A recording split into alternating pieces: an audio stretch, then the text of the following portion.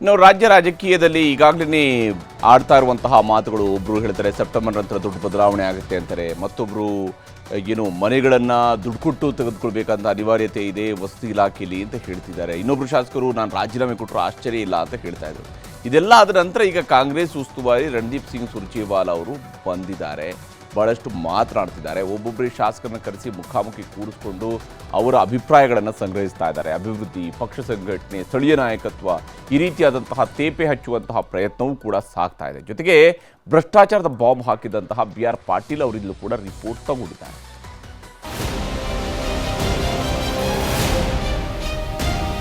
ನಾನು ಹೇಳಬೇಕಾದದ್ದನ್ನೆಲ್ಲ ಅವರಿಗೆ ಹೇಳಿದ್ದೇನೆ. ಸಚಿವರುಗಳಿಂದ ಕೆಲಸ ಆಗ್ತಾ ಇಲ್ಲ ಮಾತ್ರ ಹೇಳಿದ್ದೇವೆ. ಶಾಸಕರು ಕೂಡ 5 ವರ್ಷದಲ್ಲಿ ಏನೆಲ್ಲ ಮಾಡ್ತೀವಿ, ಜನಗಳಿಗೆ ಭರವಸೆ ಕೊಟ್ಟಿರ್ತಾರೆ, ಆಶ್ವಾಸನೆ ಕೊಟ್ಟಿರ್ತಾರೆ, ಮಾಡಬೇಕು. ಸೆಪ್ಟೆಂಬರ್ ಕ್ರಾಂತಿಗೆ ಸಂಧಾನಕ್ಕಿಳಿದ ಸುರ್ಜೇವಾಲಾ ಶಾಸಕರ ಜೊತೆ 1-to-1 ಮೀಟ್, ಅಭಿಪ್ರಾಯ ಸಂಗ್ರಹ. ರಾಜ್ಯ ಕಾಂಗ್ರೆಸ್ನಲ್ಲಿ ಶಾಸಕರು ಬಹಿರಂಗ ಅಸಮಾಧಾನ ಹೊರಹಾಕಿದಾಗ ಮಾತ್ರ ತೇಪೆ ಹಚ್ಚಲು ಬರುವ ರಾಜ್ಯ ಉಸ್ತುವಾರಿ ರಣದೀಪ್ ಸಿಂಗ್ ಸುರ್ಜೇವಾಲಾ ಈಗ ಮತ್ತೆ ಡ್ಯೂಟಿಗೆ ಬಂದಿದ್ದಾರೆ. ಇಷ್ಟು ದಿನ ಶಾಸಕರನ್ನ ಮಾತನಾಡಿಸಲು ಸಮಯ ಕೊಡದಿದ್ದ ಉಸ್ತುವಾರಿ ಇಂದು ಶಾಸಕರ ಮಾತುಗಳನ್ನು ಆಲಿಸಲು ಮುಂದಾಗಿದ್ದಾರೆ. ಅಲ್ಲದೆ ಇದೊಂದು ಸುದೀರ್ಘ ಪ್ರಕ್ರಿಯೆ, ಸಂಘಟನಾತ್ಮಕ ಕೆಲಸ ಮಾಡುತ್ತಿದ್ದೀವಿ ಅಂತೆಲ್ಲ ತೇಪೆ ಹಚ್ಚುವ ಕೆಲಸವನ್ನ ಸುರ್ಜೇವಾಲಾ ಮುಂದುವರೆಸಿದ್ದಾರೆ. So this is a longish exercise which will happen almost every week, maybe over a period of month and a half, and we'll discuss with you.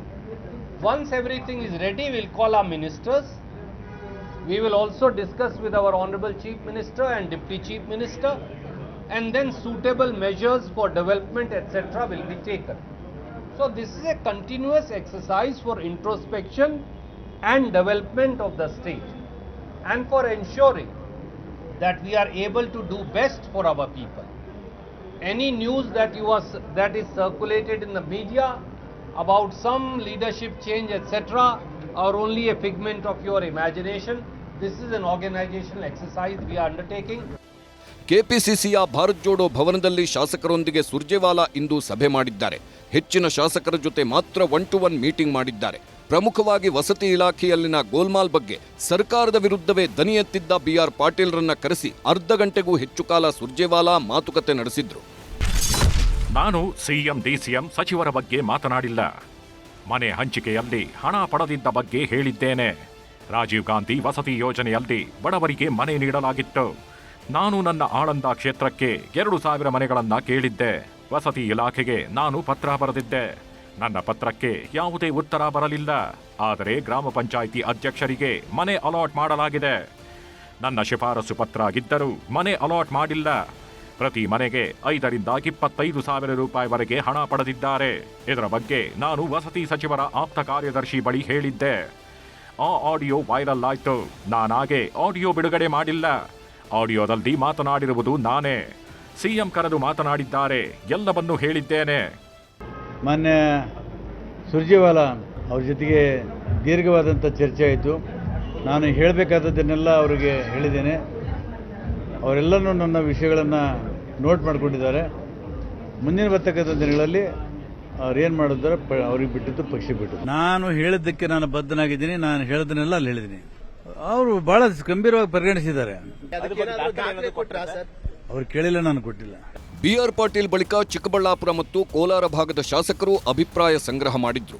Gauribidanur ಶಾಸಕ ಪುಟ್ಟಸ್ವಾಮಿ ಗೌಡ, ಬಾಗೇಪಲ್ಲಿ ಶಾಸಕ ಸುಬ್ಬಾರೆಡ್ಡಿ ತಮ್ಮ ಸಮಸ್ಯೆ ಹೇಳಿಕೊಂಡ್ರು. ಕೋಲಾರ ಜಿಲ್ಲಾ ಕಾಂಗ್ರೆಸ್ನಲ್ಲೂ ಎದ್ದಿರುವ ಬಣ ರಾಜಕೀಯದ ಬಗ್ಗೆ ಪ್ರಸ್ತಾಪ ಮಾಡಿದ್ರು.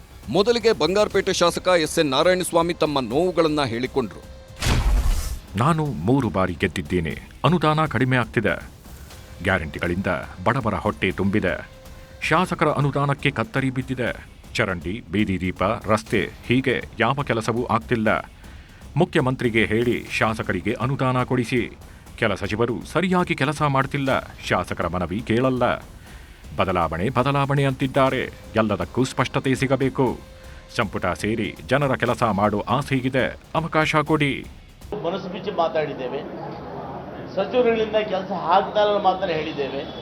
ಸಚಿವರು ಅಧಿಕಾರಿಗಳಾಗ ಪೈರಿಗಳನ್ನೇ ಆಗ್ತಾ ಹೋದ ವರ್ಷಾನುಗಟ್ಟಲೆ ಜನಸಾಮಾನ್ಯರಿಗೆ ಎಷ್ಟು ತೊಂದರೆ ಆಗ್ತದೆ ಆ ಬಗ್ಗೆನೂ ಮಾತಾಡಿದ್ದೇವೆ.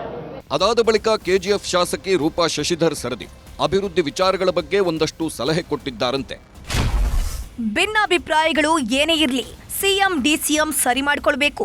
ಬಡವರ ಉದ್ಧಾರ ಮಾಡುವ ಕೆಲಸಗಳ ಬಗ್ಗೆ ನಿಗಾ ವಹಿಸಬೇಕು. ಗ್ಯಾರಂಟಿಗಳಿಗೆ ಅರ್ಧ ಹಣ ಹೋಗ್ತಿದೆ. ಕ್ಷೇತ್ರಗಳ ಅಭಿವೃದ್ಧಿಗೂ ಅನುದಾನ ಬೇಕು.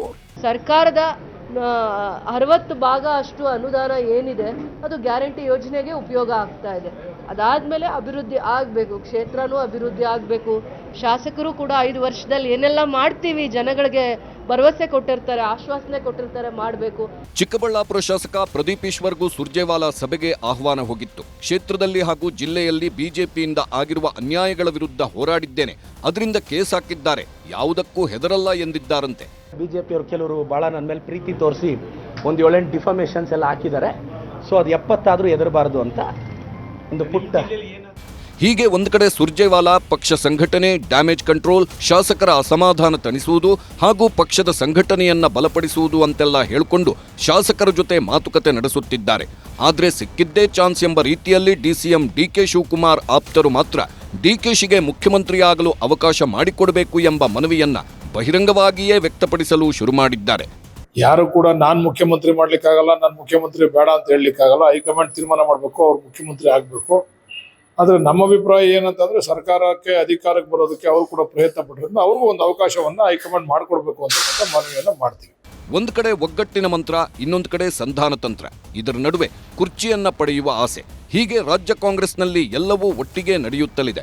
ಸಂಧಾನಕ್ಕೆ ಬಂದಿರೋ ಸುರ್ಜೇವಾಲಾ ಹೈಕಮಾಂಡ್ಗೆ ಮುಟ್ಟಿಸೋ ವರದಿಗೂ ಮೊದಲೇ ಶಾಸಕರು ತಮ್ಮ ಅಭಿಪ್ರಾಯಗಳನ್ನ ಬಹಿರಂಗಪಡಿಸಲು ಶುರು ಮಾಡಿದ್ದಾರೆ. ಹೀಗಾಗಿ ಉಸ್ತುವಾರಿ ನೀಡುವ ವರದಿ ಆಧಾರದಲ್ಲಿ ಕಾಂಗ್ರೆಸ್ ಹೈಕಮಾಂಡ್ ಯಾವ ಕ್ರಮ ಕೈಗೊಳ್ಳುತ್ತದೆ ಎಂದು ನೋಡಬೇಕಿದೆ. Bureau report, news 18.